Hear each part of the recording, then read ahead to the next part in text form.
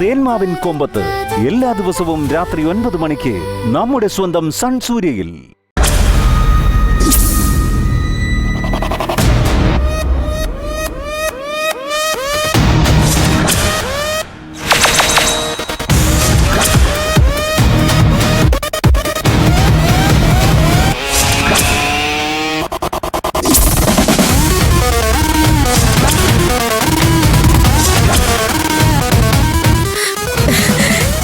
ചൈത്ര ബേട്ടി എന്താ ഇത്ര വൈകിയത്? നയാ വ്യാപാർ ഭയ്യ ആ അലവലാത്തി ജോലിക്കാർക്ക് വിട്ടുകൊടുത്തു. ആ സ്വാമിനാഥൻ ആ ചാർജ് ആര്യംപേട്ട വഴക്കുണ്ടാക്കിയിട്ടുണ്ട്. ഇനി ബേട്ടി കൂടി പോയി ഒരു കലക്ക് ചെല്ല്.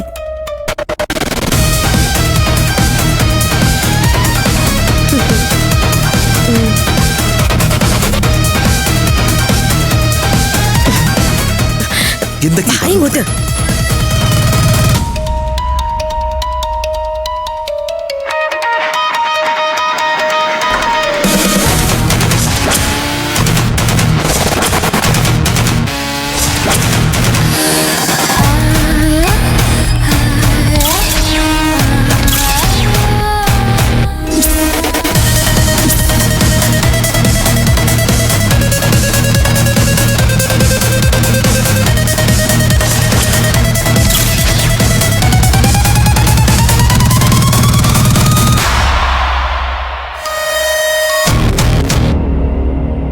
ഡാഡിയെ കബളിപ്പിച്ച് പുതിയ ബിസിനസ് ഏട്ടനങ്ങ് ഏറ്റെടുത്തോ? അത് നീ അറിയേണ്ട കാര്യമില്ല. അറിയണം. ഓഫീസിൽ എന്ത് നടക്കണം നടക്കണ്ട എന്ന് തീരുമാനിക്കാൻ വേണ്ടിയാ ഡാഡി എന്നെ ബിസിനസ് അഡ്മിനിസ്ട്രേഷൻ പഠിപ്പിച്ചത്. അതൊക്കെ ആയിരിക്കും. പക്ഷേ മൂത്ത മകൻ എന്ന പ്രിവിലേജ് എന്നും എനിക്ക് തന്നെയാ. പിന്നെ പ്രിവിലേജ് ഏട്ടന്റെ കയ്യിലിരിപ്പുണ്ടാ ഡാഡി എന്നെ പോലും വിശ്വസിച്ചൊന്നും ഏൽപ്പിക്കാത്തത്. എന്റെ കയ്യിലിരിപ്പ് എന്തോ ആയിക്കോട്ടെ, പക്ഷേ ഈ സ്വത്തുക്കള് മുഴുവനും ഒറ്റയ്ക്കടിച്ചെടുക്കാമെന്നുള്ളത് നിന്റെ മനസ്സിലിരിപ്പ് അത് നടക്കില്ല. ഞാൻ ഉദ്ദേശിക്കുന്നത് നടത്തി കാണിച്ചു തരാൻ ഞാൻ. പിന്നെ നീ നിർത്തുന്നുണ്ടോ?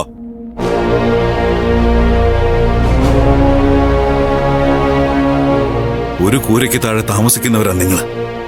ഒരു അമ്മയുടെ വയറ്റിൽ പിറന്ന കൂടപ്പറപ്പുകൾ. ഇങ്ങനെ കാണുമ്പോഴൊക്കെ ശത്രുക്കളെ പോലെ പെരുമാറരുത്. ഡാഡി എന്നെ ചൊറിയാൻ വരുന്ന ഇവളാ. ഞാൻ ഒന്നിനും വരുന്നില്ല. പക്ഷെ ഇപ്പൊ സൈൻ ചെയ്ത ബിസിനസ് നോക്കി നടത്തുന്നത് ഞാനായിരിക്കും. ആ അവകാശം ഡാഡിയുടെ കയ്യിൽ നിന്ന് ഞാൻ വാങ്ങിച്ചെടുക്കും. വേണ്ട. നീ പുതിയ ബിസിനസിന്റെ പേരില് നിങ്ങൾ ഇങ്ങനെ മറ്റുള്ളവരുടെ മുമ്പിൽ വെച്ച് വഴക്കുണ്ടാക്കി നമ്മുടെ കുടുംബത്തിന്റെ മാനം ഇല്ലാതാക്കണ്ട. ഇത് ഞാൻ തന്നെ നോക്കി നടത്തിക്കോളാം. ഡാഡി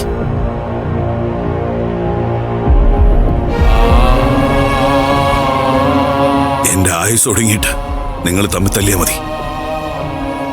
ഇനി അതിനധികം കാലതാമസം ഉണ്ടാവില്ല.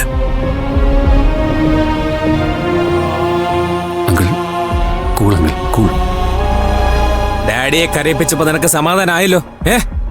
എനിക്ക് വളരെ നേരത്തെ സമാധാനമായതാ. കൃത്യമായി പറഞ്ഞാൽ ഈ ബിസിനസ് സൈൻ ചെയ്യാൻ ഡാഡി തീരുമാനിച്ച നിമിഷം ചൈത്ര ജയിച്ചു. ഇതേ ബിസിനസ് ഒരു പ്രപ്പോസലാക്കി ഡാഡിയുടെ മുന്നിൽ ഞാൻ എത്തിച്ചതാ. അപ്പൊ കൊണ്ടുവന്നത് ഞാനായതുകൊണ്ട് ഡാഡി അത് തുറന്നു പോലും നോക്കിയില്ല.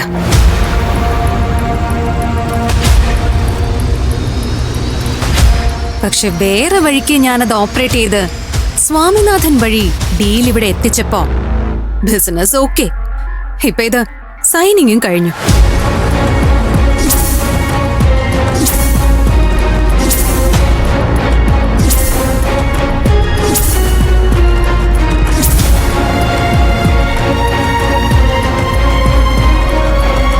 ഇതുവരെ ഉണ്ടായിരുന്ന കെമിസ്ട്രി ഈ നിമിഷം മാറാൻ പോവാ.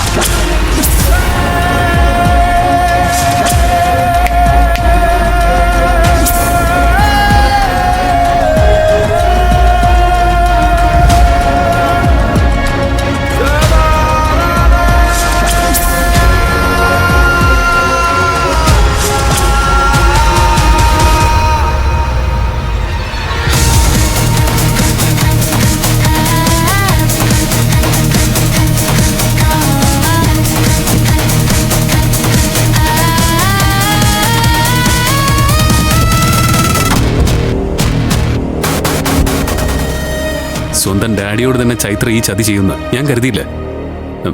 ഞാൻ അവളെ ഒന്ന് ഗുണദോഷിക്കാൻ കഴിയും. ചൈത്രയെ നേരാക്കി എടുക്കാൻ പറ്റുമെന്ന് എനിക്ക് പൂർണ്ണ വിശ്വാസമുണ്ട്. ഈ സ്വാമിനാഥനും മിഥുനേട്ടനും കൂടെയാണ് ഡാഡി ഉപദേശിച്ച് വഴിതെറ്റിക്കുന്നത്. അതൊക്കെ ചൈത്രയ്ക്ക് കൂടുതൽ വളാവുകയാണ്. നിനക്ക് എന്തെങ്കിലും പറയാനുണ്ടെങ്കിൽ അത് എന്നോട് പറഞ്ഞാൽ മതി.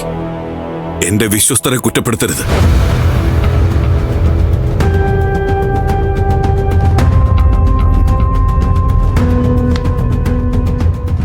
മക്കൾക്ക് ഒരാൾക്കെങ്കിലും നിന്നെ പോലെ സ്വഭാവമായിരുന്നെങ്കിൽ ഞാൻ ഇത്രയും ടെൻഷൻ അടിക്കേണ്ടി വരില്ലായിരുന്നു. ഡാഡി മണ്ടത്തരം കാണിച്ചു.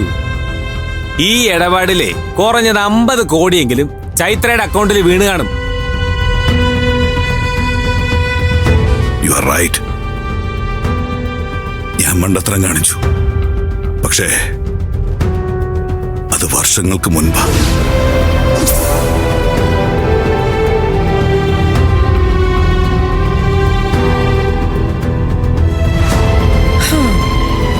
ഈ വർഷങ്ങൾക്ക് മുമ്പ് മക്കളെ സൃഷ്ടിച്ചത് അങ്കിൾ ഉദ്ദേശിച്ചത്. ആ സമയത്ത് ഭയ്യക്ക് 2 കേല വെച്ചാ പോരായിരുന്നോ? വാഴ ഞങ്ങള് മക്കള് കൊള്ളരുതാത്തവരാണെങ്കിലും ഡാഡിക്ക് ഇവനെ പോലെ നല്ലവനായൊരു അനന്തരവനെ കിട്ടിയില്ലേ, അത്രയും സമാധാനം. ഓക്കേ. ഹേ ഭഗവാൻ.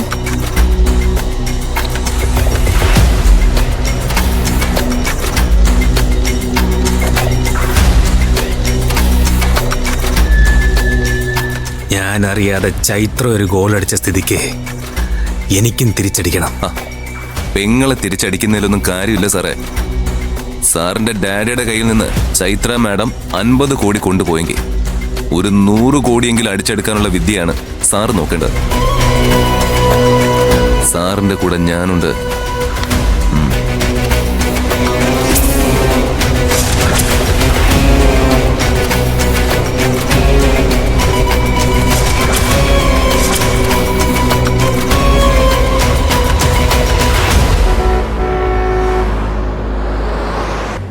സ്വാമിയിലൂടെയാണ് ആ പ്രപ്പോസൽ എൻ്റെ അടുത്ത് വന്നത്. എന്നിട്ടും അതിൻ്റെ പിന്നിൽ ചൈത്രയാണെന്ന് അറിഞ്ഞപ്പോൾ ഞാനങ്ങ് ഇല്ലാതായി പോയിടും. SP, ആ ചതി ഞാൻ അറിഞ്ഞിരുന്നില്ല.